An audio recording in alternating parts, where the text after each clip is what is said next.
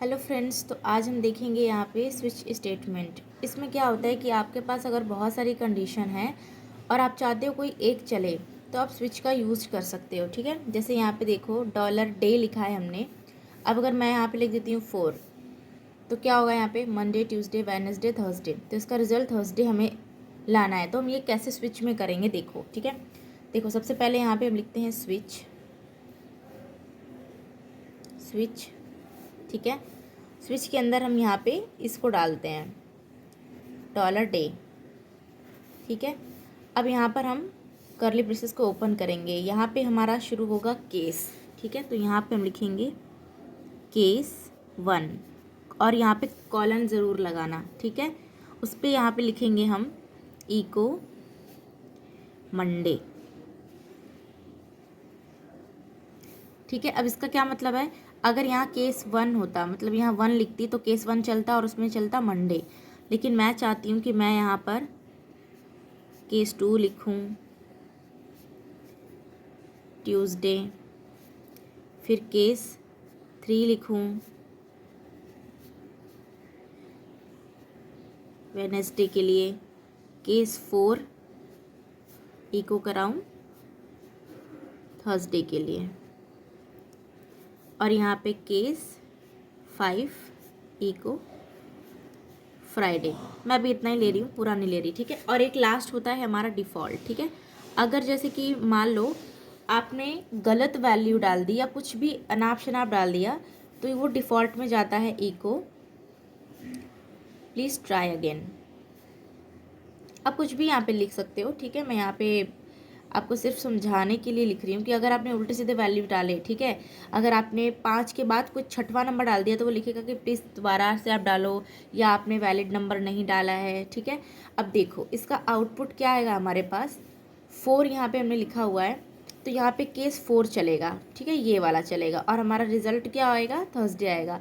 But मैं आपको एक बात बताना चाहती हूँ, थर्सडे के साथ फ्राइडे भी आएगा और प्लीज़ ट्राई अगेन भी साथ में आएगा। क्यों? क्योंकि जब केस 4 आया ना तो केस 4 के बाद ये आएगा और इसके नीचे के सारे आ जाएंगे। ठीक है, क्यों? क्योंकि हमने यहाँ पे यूज़ नहीं किया ब्रेक स्टेटमेंट। अब मैं आपको आगे की क्लासेस में ब्रेक बताऊंगी, मैं यहाँ पे लेकिन आपको लिख के समझा देती हूँ और कोड के थ्रू भी समझा दूंगी। तो देखो आपको सबके पास ना एक ब्रेक लगा देना है। यहाँ ब्रेक, जैसी वो केस ख़त्म हो रही है ना वहाँ पे ब्रेक लगाते चले जाओ। ठीक है, यहाँ पे ब्रेक और सेमी कॉलन लगाना मत भूलना, यहाँ भी ब्रेक। ठीक है, अब क्या होगा अगर यहाँ रिज़ल्ट हमारा मान लो कि ये 2 होगा तो क्या होगा, ये हमारा प्रिंट हो जाएगा ट्यूसडे।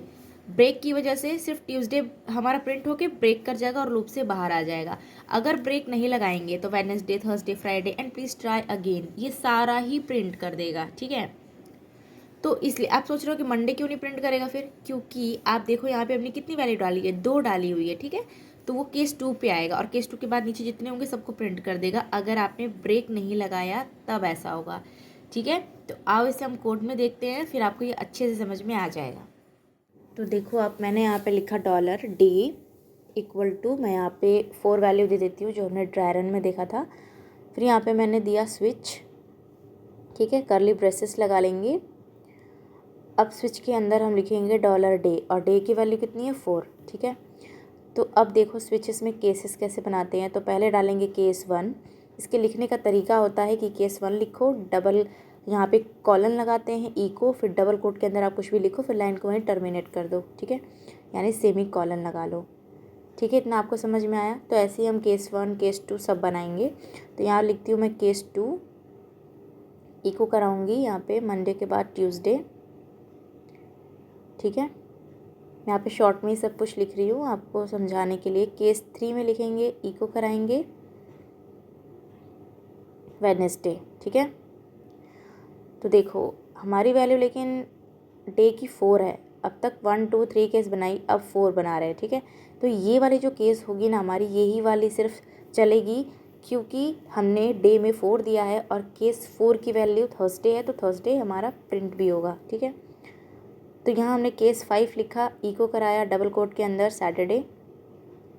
फिर उसके बाद हम यहाँ पे लास्ट एक डालेंगे केस 6 संडे। ठीक है,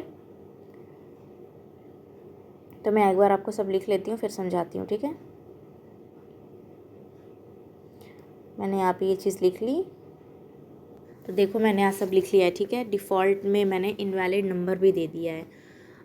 अब देखो मैं यहाँ पे मैंने डे में 4 दिया है, तो यहाँ देखो Thursday, Friday, Saturday invalid number सब प्रिंट हो गया।